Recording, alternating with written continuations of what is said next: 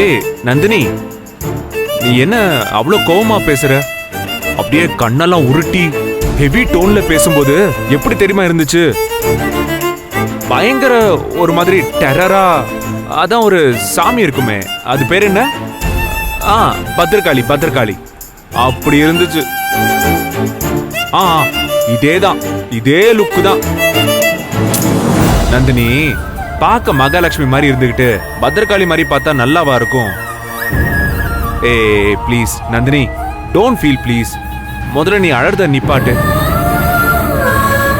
என்ன நடந்துச்சுன்னு நீ இவ்வளவு அழுதுகிட்டு இருக்க இப்போ? இந்தா இந்தா கண்ணை தொடச்சுக்கோ. இந்தா இந்தா வாங்கிக்கோ.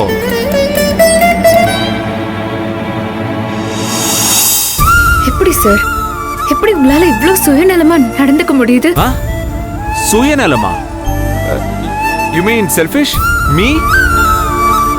ஏன் நந்தினி, என்ன பார்த்தா அப்படியா தெரியுது? உங்களைதான் சார், உங்களைத்தான் நான் சொல்றேன்.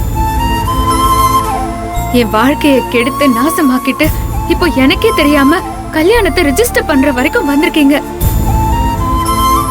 ஆனா அந்த குற்ற உணர்ச்சியே இல்லாம ஏதோ சினிமாக்கு போயிட்டு வந்தா மாதிரி அசால்ட்டா பேசுறீங்க. ஏய் ஏய் cool cool cool cool please please Nandini, tension ஆகாத. நீங்க பண்றதெல்லாம் அப்படிதான் சார் இருக்கு. அப்புறம் எப்படி சார் டென்ஷன் ஆகாம இருக்க முடியும்? நீங்க என்ன சொன்னீங்க? அந்த வீட்டுக்குள்ள மத்தவங்க கண்ணு முன்னாடி புருஷன் பொண்டாட்டியா நடிச்சா போதும்னு சொன்னீங்களா இல்லையா? சொல்லுங்க சார், சொன்னீங்களா இல்லையா? ஆமா சொன்னேன். அப்புறம் எதுக்கு சார் இப்போ கல்யாணத்தை பதிவு பண்றதுக்கு கூட்டிட்டு வந்தீங்க? ஏய் நந்தினி ப்ளீஸ் லிசன். அது ஒண்ணும் நான் பண்ணல, என் டாடி தான் பண்ணாங்க. உங்க அப்பா செஞ்சாலும் எல்லாம் உங்களுக்கும் தெரிஞ்சுதானே நடந்திருக்கு. எதுக்கு வரும்னு தெரிஞ்சுதானே வந்தீங்க. ஏன் சார் என்கிட்ட போய் சொன்னீங்க? நான் என்ன போய் சொன்னேன்?